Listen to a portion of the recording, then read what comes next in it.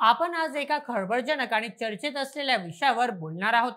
केंद्रीय रस्ते वाहतूक आणि महामार्ग मंत्री नितीन गडकरी यांच्याशी संबंधित इथेनॉल भ्रष्टाचार वाद. इथेनॉल मिश्रित पेट्रोलमुळे देशाला पर्यावरणीय आणि आर्थिक फायदा होतो असं गडकरी सांगतात, पण याच धोरणामुळे त्यांच्यावर गंभीर भ्रष्टाचाराचे आरोप होत आहे. काही लोकांचं म्हणणं आहे की यामुळे त्यांच्या कुटुंबाच्या कंपन्यांना फायदा होतोय, तर काहींना गाड्याचं नुकसान आणि इंधन खर्च वाढल्याची चिंता आहे. याशिवाय गडकरी यांच्यावर यापूर्वीही काही भ्रष्टाचाराचे आरोप झाले आहेत. या सविस्तर बातमीत आपण या वादाची खोलवर माहिती घेऊ, इथेनॉलचे फायदे आणि तोटे समजून घेऊ आणि गडकरी यांच्यावरील मागील आरोपांवरही प्रकाश टाकूया. चला सुरुवात करूया आजच्या व्हिडिओला. नमस्कार, मी नील सोनार, तुम्ही पाहत आहात बोल एमएच. नितीन गडकरी हे भारतात इथेनॉल मिश्रित पेट्रोल म्हणजेच E20च्या वापराचे मोठे समर्थक आहेत. इथेनॉल हे ऊस, मका आणि तांदूळ यांसारख्या पिकांपासून बनवलेलं जैव इंधन आहे, जे पेट्रोलमध्ये मिसळलं जातं. भारताने 2024 मध्ये 20% इथेनॉल मिश्रणाचं उद्दिष्ट गाठलं, जे 2030 साठी ठरलेलं होतं. म्हणजे 5 वर्षे आधीच यश मिळालं. गडकरी यांचं म्हणणं आहे की इथेनॉलमुळे शेतकऱ्यांचं उत्पन्न वाढतं, प्रदूषण कमी होतं आणि भारताची तेल आयात कमी होते. पण या धोरणामुळे त्यांच्यावर गंभीर भ्रष्टाचाराचे आरोप होत आहेत. गडकरी यांच्या कुटुंबाशी संबंधित पूर्ती ग्रुप आणि CIAN ॲग्रो इंडस्ट्रीज या कंपन्या इथेनॉल आणि साखर उत्पादनात कार्यरत आहेत. त्यांची मुलं म्हणजेच निखिल आणि सारंग गडकरी या कंपन्याचे संचालक आहेत.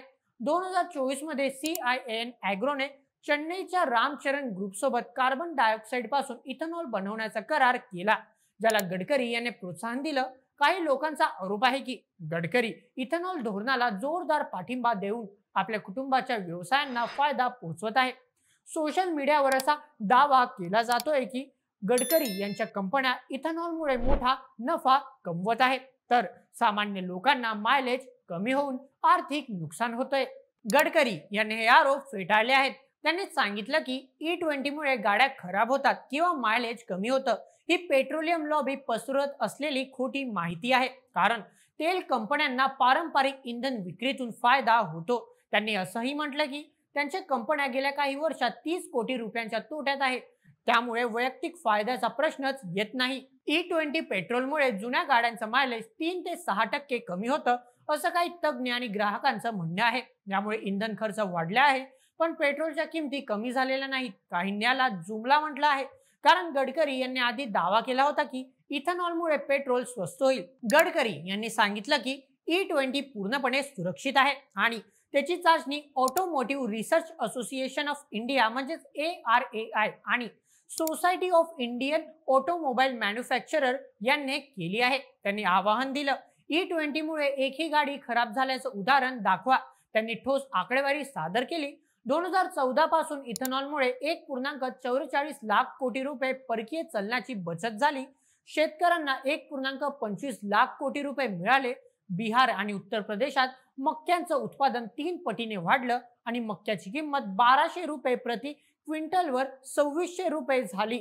गडकरी यांनी ब्राझीलचा दाखला दिला, जिथे 27% इथेनॉल मिश्रण वापरलं जातं, तरी गाड्यांबाबत कोणतीही तक्रार नाही. ते स्वतः 100% इथेनॉलवर चालणारी इनोवा गाडी वापरतात, ज्यात काही अडचण आली नाही. गडकरी यांच्यावर आधीही भ्रष्टाचाराचे आरोप झाले आहेत. सर्वप्रथम 2012चा पूर्ती ग्रुप वाद. 2012 मध्ये RTI कार्यकर्ता अंजली दमानिया यांनी गडकरी यांच्या पूर्ती ग्रुपवर आर्थिक अनियमिततेचे आरोप केले. त्यांनी दावा केला की पूर्ती ग्रुपमध्ये गुंतवणूक करणाऱ्या अनेक कंपन्या बनावट पत्त्यांवर नोंदणीकृत होत्या. त्यामुळे गडकरी यांना 2013 मध्ये भाजपच्या राष्ट्रीय अध्यक्षपदाचा दुसरा कार्यकाळ मिळाला नाही. तत्कालीन दिल्लीचे मुख्यमंत्री अरविंद केजरीवाल यांनी हे आरोप केले होते, पण नंतर त्यांनी गडकरी यांच्या विरुद्ध दाखल केलेल्या मानहानीच्या खटल्यात माफी मागितली. मग 2023 चा द्वारका एक्सप्रेसवे प्रकरण. 2023 मध्ये नियंत्रक आणि महालेखा परीक्षक म्हणजे CAG अहवालात द्वारका एक्सप्रेसवेच्या बांधकामात जास्त खर्च झाल्याचा उल्लेख होता. यावरून विरोधकांनी गडकरी यांच्यावर भ्रष्टाचाराचे आरोप केले. गडकरी यांनी याचं खंडन करत सांगितलं की या प्रकल्पात 12% खर्च वाचवला गेला आणि त्यांच्या सरकारमध्ये भ्रष्टाचाराला थारा नाही. मग 2024 मध्ये फसवणूक प्रकरण. 2024 मध्ये नागपुरात गडकरी यांचं नाव वापरून 10 बुलियन व्यापाऱ्यांची फसवणूक झाल्याचा प्रकार समोर आला। यात गडकरी यांचा थेट सहभाग नसला तरी त्यांच्या नावाचा गैरवापर झाल्याने हा वाद चर्चेत आला। गडकरी यांनी फेब्रुवारी 2025 मध्ये तेल कंपन्यांची बैठक घेऊन इथेनॉलच्या किमती कमी करण्याचा प्रयत्न करणार असल्याचं सांगितलं आहे। काही तज्ञांनी सुचवलं आहे की जुन्या गाड्यांसाठी इथेनॉल मुक्त पेट्रोलचा पर्याय उपलब्ध करावा, जेणेकरून ग्राहकांना निवड करता येईल। आता जरा इथेनॉलचे फायदे आणि तोट्यांकडे नजर टाकूया। सर्वप्रथम फायदे, शेतकऱ्यांचं उत्पन्न वाढेल। इथेनॉलसाठी ऊस, मका आणि तांदूळ यांसारख्या पिकांची मागणी वाढली आहे, यामुळे शेतकऱ्यांना चांगला भाव मिळतोय। उदाहरणार्थ मक्याची किंमत 1200 रुपयांवरून 2600 रुपये प्रति क्विंटल झाली आहे। यामुळे ग्रामीण अर्थव्यवस्था मजबूत होत आहे। मग पर्यावरण संरक्षण, इथेनॉल हे स्वच्छ इंधन आहे जे पेट्रोलपेक्षा कमी प्रदूषण करते। 2021-24 मध्ये इथेनॉलमुळे 736 लाख मेट्रिक टन कार्बन उत्सर्जन कमी झालं आणि शेतकऱ्यांना 57,552 कोटी रुपये मिळाले।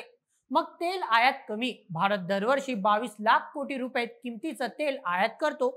इथेनॉलमुळे ही अवलंबित्व कमी होत आहे, ज्यामुळे परकीय चलनाची बचत होत आहे। मग रोजगार निर्मिती, इथेनॉल उत्पादनामुळे ग्रामीण भागात नवीन रोजगार निर्माण होत आहे, विशेषतः जैव इंधन उद्योगात। आता जरा तोट्यांकडे वळूया। सर्वप्रथम मायलेज कमी होतं। E20 पेट्रोलमुळे जुन्या गाड्यांचं मायलेज 3 ते 6% कमी होतं, यामुळे ग्राहकांचा इंधन खर्च वाढतोय, विशेषतः ज्यांच्याकडे जुन्या गाड्या आहेत त्यांना। मग गाड्यांचं नुकसान, काही तज्ञांचं म्हणणं आहे की इथेनॉलमुळे जुन्या गाड्यांमधील रबर आणि प्लास्टिकचे भाग खराब होऊ शकतात, ज्यामुळे देखभाल खर्च वाढतो। मग पाण्याचा अतिवापर, इथेनॉलसाठी ऊस सारख्या पिकांना खूप पाणी लागतं, पाण्याच्या कमतरतेच्या भागात, यामुळे पर्यावरणीय समस्या निर्माण होऊ शकतात। मग अन्न सुरक्षेवर परिणाम, इथेनॉलसाठी मका आणि तांदूळ यांसारख्या अन्नधान्याचा वापर वाढल्याने खाद्य पुरवठ्यावर परिणाम होऊ शकतो, असं काही तज्ञांचं मत आहे। गडकरी यांच्यावरील भ्रष्टाचाराचे आरोप सिद्ध झालेले नाहीत, पण सामान्य लोकांमध्ये नाराजी आणि तज्ञांच्या शंका कायम आहेत। सरकारचं म्हणणं आहे की इथेनॉलमुळे शेतकऱ्यांच्या आणि देशाचा फायदा होतोय, पण सामान्य लोकांना स्वस्त इंधनांची अपेक्षा अजून पूर्ण झालेली नाही। मित्रांनो, नितीन गडकरी यांच्यावरील इथेनॉल भ्रष्टाचार वाद हा एक जटिल आणि महत्त्वाचा मुद्दा आहे।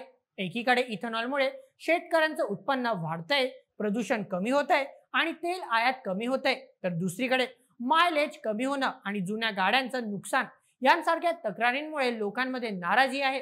गडकरी यांच्यावरील भ्रष्टाचाराचे आरोप आणि त्यांच्या कुटुंबांच्या व्यवसायांशी जोडलेले दावे यामुळे हा वाद आणखी गुंतागुंतीचा झाला आहे। यापूर्वीही गडकरी यांच्यावर काही आरोप झाले, पण ते निर्दोष सुटले। या सगळ्यात खरं काय आणि खोटं काय हे ठरवणं सोपं नाही, पण इथेनॉल धोरण आणि त्याच्याशी संबंधित चर्चा अजून बराच काळ सुरू राहणार आहे। तुम्हाला हा विषय काय वाटतो? तुमच्या प्रतिक्रिया आम्हाला कमेंटमध्ये नक्की कळवा आणि अशाच व्हिडिओंकरिता सबस्क्राईब करा बोल एमएच या आपल्या YouTube चॅनलला। धन्यवाद।